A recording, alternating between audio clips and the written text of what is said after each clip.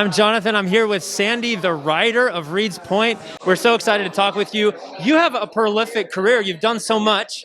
What drew you to write horror? Is this a new genre for you, or tell us about this project? It's definitely new. This is my first screenplay that I wrote and a movie that I produced. Normally, I'm a novelist and do romance, sometimes a little paranormal in there. But yeah, this is definitely something I want to do more of, and I do have a love for horror and just creepy things in the woods. That's so cool. When you finished the script, was your job done, or did you have anything to do with being on set?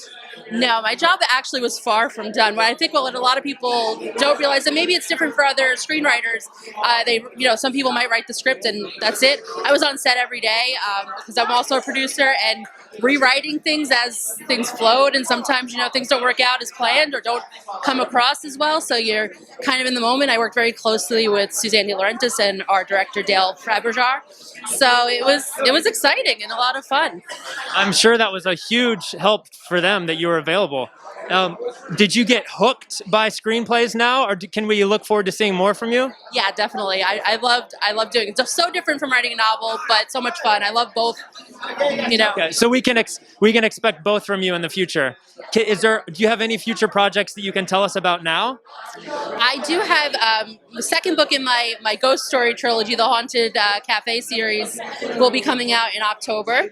So I'm finishing that up. Can you tell us anything about one of your highlights on set or working with this cast?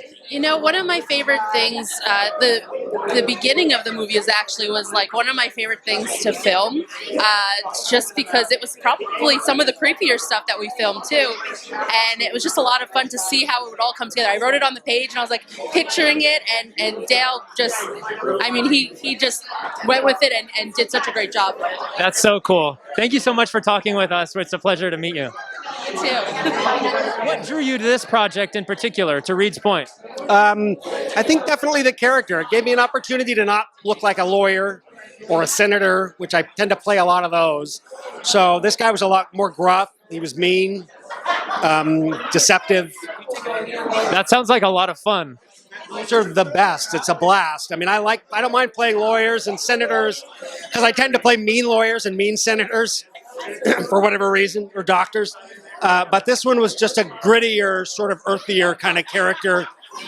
Knew his way around a gun. It kind of took me back to my Idaho days, my Oregon days. Okay, so you grew up in Idaho and Oregon? Yeah, I was born in Portland, and I grew up back and forth in Oregon and Idaho. Okay, great. And how many days were you working on set? 10. And had you worked with any of the director or worked with Dale here before on Derailed? Dale and I actually have mutual friends. It's so funny. So, it's really a kind of a small business in a small town when you boil it right down. And I'd worked with Suzanne on Derailed. I think the rest of the actors, except Kat, were pretty much new to me. So it was great. I got to work with a bunch of fresh faces. Yeah, that's so cool. And what do you have besides Reed's Point? Do you have any projects coming up that you can share? I'm producing a film for the Asylum right now. I've been 15 years as a producer. So I'm producing a feature for them called Megaboa with Eric Roberts. I just had a movie premiere on Tubi called Swim that stars Joey Lawrence, but I have a nice character in it. And then I start shooting a Butch Cassidy movie next month. That sounds awesome. So you act, you produce. What else do you do? I raise chickens. I have old cars. I garden. You see, this is the stuff we want to know. Yeah, chickens. I have a rooster named Floyd. He's pretty funny. Came and bit my foot yesterday, this guy. Hey, we got the scoop here. Well, thank you so much. It was great to talk with you. Thank you. Thank you.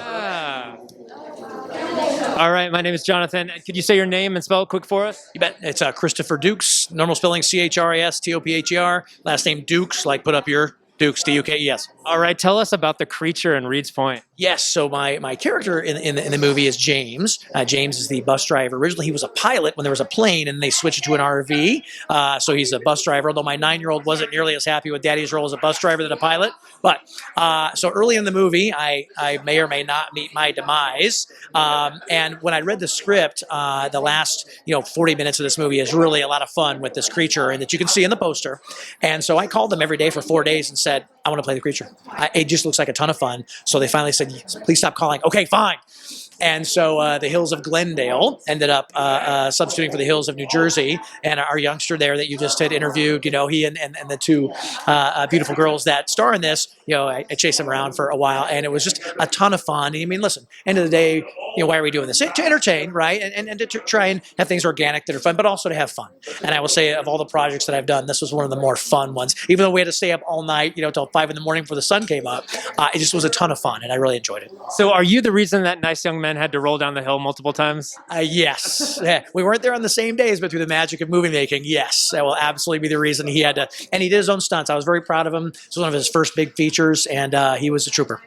That's so cool. Now, had you worked with the director, writer, producer before? Yes. So Dale Fabrigar, Suzanne DeLaurentiis, and I have done multiple projects. They're very loyal. It's like a family. And they had. We have another movie coming out in October, and then another short next year. So they're really, I was like, Dale and Suzanne, thank you.